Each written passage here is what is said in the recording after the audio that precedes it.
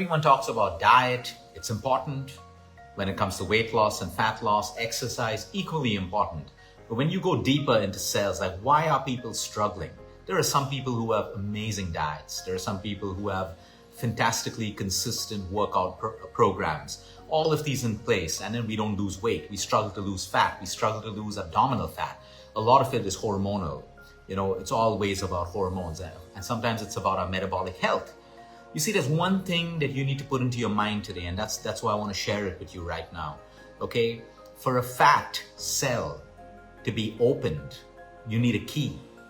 You can do all the exercise in the world, you can go on restrictive diets, you can starve yourself, and you can still not lose fat if you don't have the key.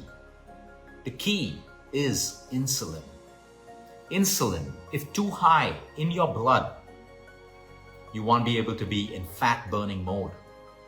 When insulin is low, you're able to burn fat more efficiently. And now we're going to understand exactly how this works. And if you look around today, what are we doing that keeps insulin high in our blood? There are two ways of looking at it. Either you're insulin resistant, which means your pancreas could keep producing insulin. They're knocking at your cell doors to push in glucose, but the cell doors have become insensitive to insulin. Insulin is a hormone. It communicates. The knock on the door is, hey, open up cell. I want to put blood glucose into that cell. So the more blood glucose I'm able to put into the cell, my blood glucose levels start to fall down automatically. So if you're eating, you'll have a sugar spike. Normal, your sugar levels will spike. Insulin starts doing its job of knocking on doors, opening up cell doors, pushing in that extra blood glucose, and your glucose levels come down and your insulin goes back down again. Now, in a case of insulin insensitivity or insulin resistance, as the name defines, your cells resist the knock. Communication is broken, so the blood sugar stays in your blood.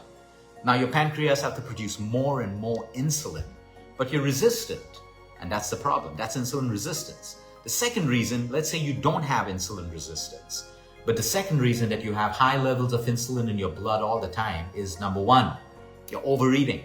Number two, you're eating the wrong foods. All of your junk, your processed, your whites, your refined sugars, all the chemical-laden foods. You're even overeating good food. Let's say you're having a simple, healthy plate of rice and beans with vegetables and protein, but you overeat that too, you can have a problem. More blood glucose in your blood, more insulin. So one is that.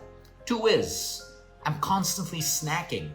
Every time you eat, your pancreas have to produce insulin. We're disrupting cycles. We never give it a break. Number three, late night meals. Imagine having a late night meal. Okay, number one, you're not metabolically efficient to digest the late night meal, but your body has to protect you. Your pancreas will still produce insulin.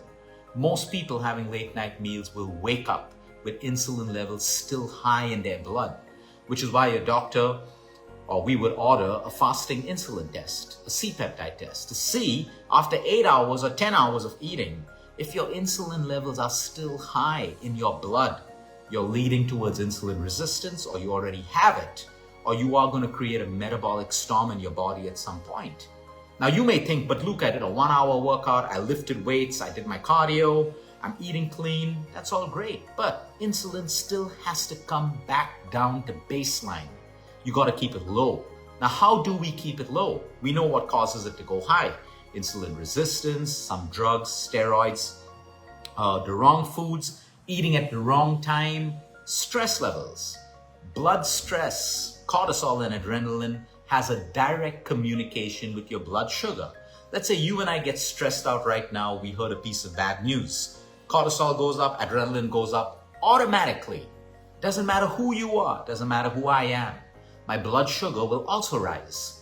But now within 5 minutes, de-stressed, everything is good, cortisol comes down, adrenaline comes down, blood sugar comes down.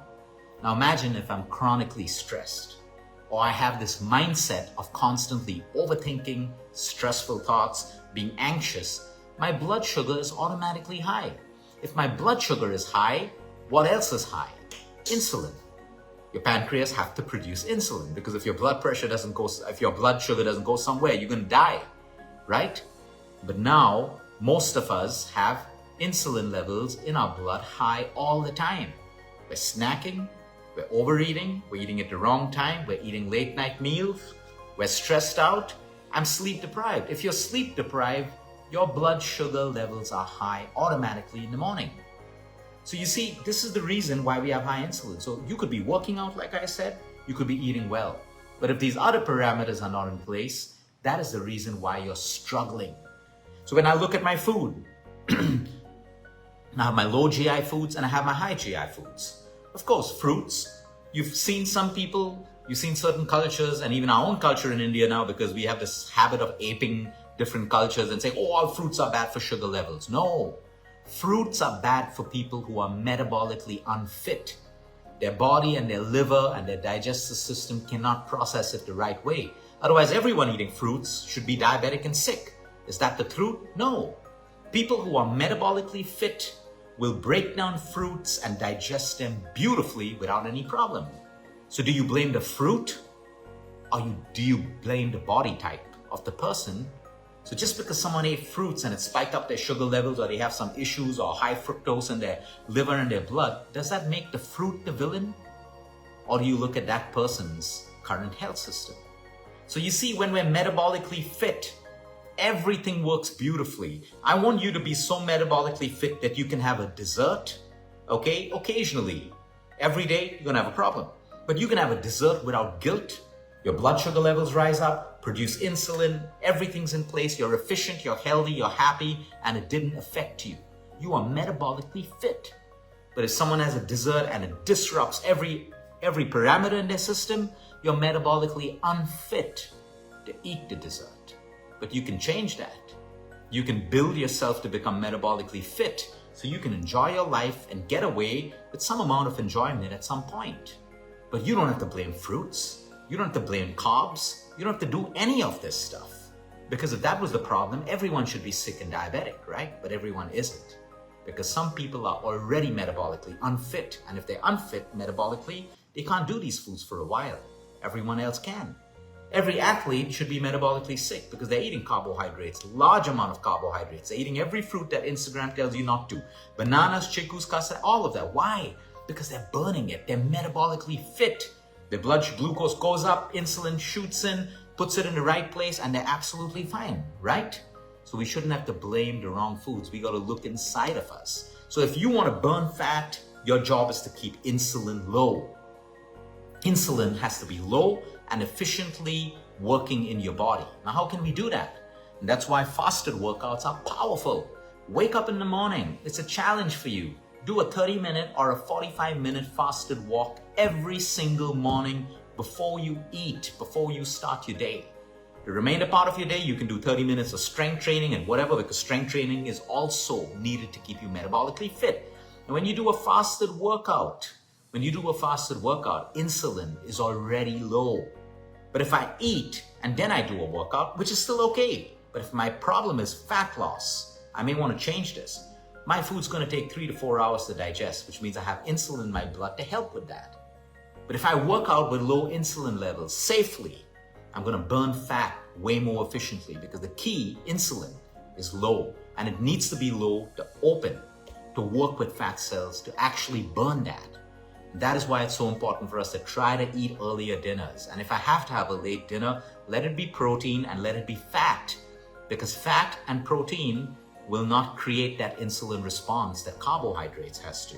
And if I have to eat carbs, let it be the most minimum on my plate if I'm looking at fat burn. Then I got to look at my stress levels, I got to look at my sleep, and I have to look at the kind of workouts I'm doing. I want to train muscle. I want to challenge muscle. I want to do my cardio, but I also want to challenge muscle. Because to be more metabolically fit, what absorbs glucose from my blood so efficiently? Muscle. Muscle tissue is like a hungry sponge.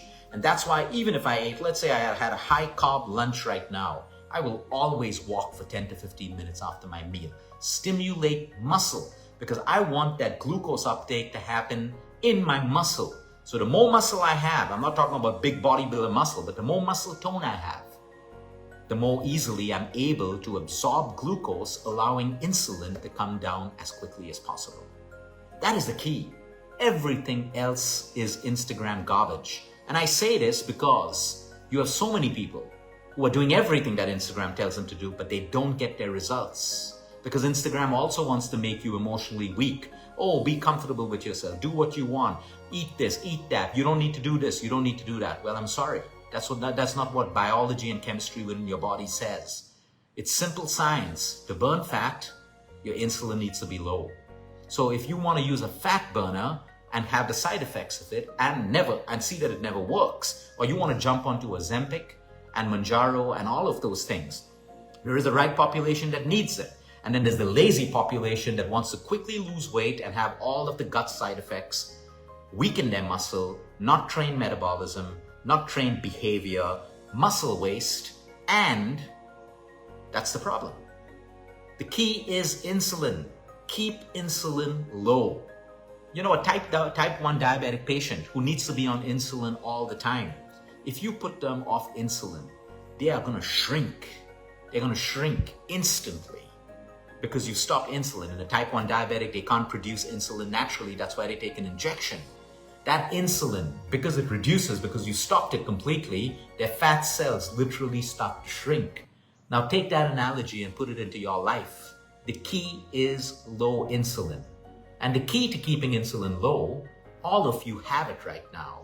You're just not using it because your mind is searching for the next easy fix, the next thing that life taught you that you don't need to do any hard work, you don't need to put in the effort, and that's why you're still searching everywhere. The problem is not fat alone. If you're insulin resistant today or your insulin is high, you have PCOS, you have infertility in males and females, you have low libido, you have erectile dysfunction, you're a probable candidate for Alzheimer's. Mostly you're going to be a candidate for Alzheimer's. And I'm not saying this to scare you, it's just how the human body works. You're going to have metabolic disorders, cancers, cardiovascular issues, triglycerides. I'm not here to depress you. I'm just here to tell you, you got to change your mindset.